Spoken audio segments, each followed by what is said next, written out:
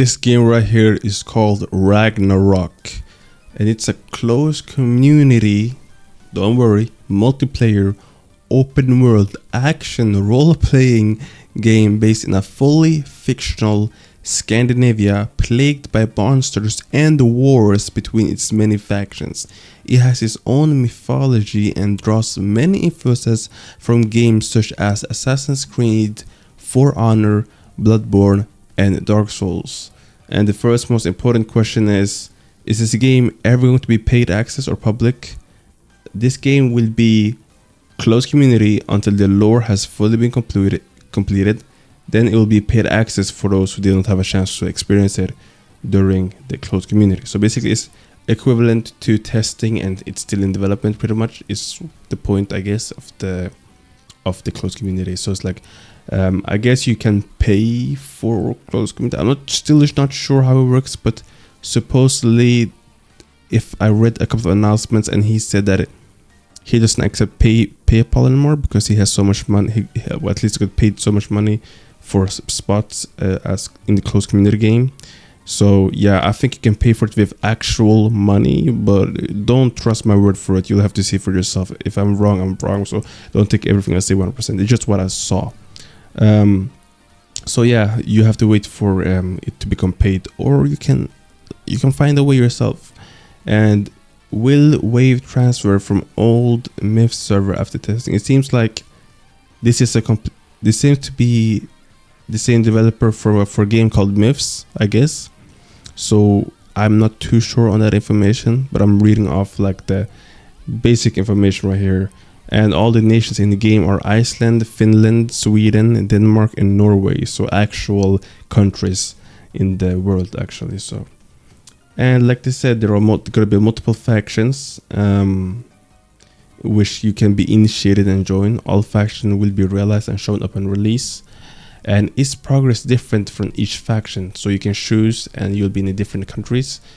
You can kind of see them as probably luminates, probably. I'm not too sure how that's going to work, but let's assume that if it's taken inspiration from games like it was listed, it'll probably be like illuminates or areas that will be seen as this, and this. You know, like Norway will be in this, maybe possibly divided in servers, or possibly divided into a gigantic map, if you want to be accurate at least to like how big a country is.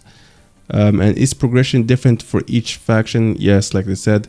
Could you provide a list of all lords, gods, and demigods position for free? All positions are free, so there seems to be roles for all lords, gods, and demigods. Now I don't know how this is supposed to work, but it seems to be lords, gods, and demigods positions. And I'm assuming it has to do with the lore and the roles in the game. So it seems like it's not everybody is at the same level from reading that. There seems to be like a ranking system, at least. I assume the people who have the god rank or role in the game or lore-wise will probably be overpowered, but that's interesting. What dangers can be expected at sea? We do have krakens and a lot more which we see, and we have a picture for it as well. And how do you get access? Right now, the only people going to access are testers, and to become one, you need to either pay $25 or stay active in the Discord and eventually be ranked. And how long do waves last? And he says around 1 month. And yeah, and will there be race rules? There he says no, and it's subject to change, so it could change in the future. What life skills and trades does Ragnarok have to offer? You can cook. There's cooking, blacksmithing, brewing, hunting, and he doesn't want to leak anymore. What can you differentiate your build from other players, and can you specialize into a certain weapon or style? As of right now, we only plan to make specialization in either style or weapon. Mixed builds could come later in the game's development, and everything is subject to change. And here we have more information. Demigods are the ascended, as they have ascended towards a higher plane of status. Gods are the transcendent, going beyond the boundaries and limits of the mortal realm altogether. Now this brings up a big question, which is, won't this break the balance of the game if there are demigods and gods walking around in the game? Wouldn't they be overpowered, or is it purely a lore role, as in it's just a cosmetic role to show their, I guess, status more so rather than actually being demigods and gods. Because if I'm playing a game that is Dark Souls inspired, that probably has permadeath, which I'm not saying it has, but if there is a possible like roguelike element to this, which he hasn't said, but let's just assume that it is this hardcore style of game. If there are god level people in the game, wouldn't that break the balance of the game, which in the already hardcore game there are people walking around that are gods? It just makes no sense to me, but I'm assuming we lack information enough.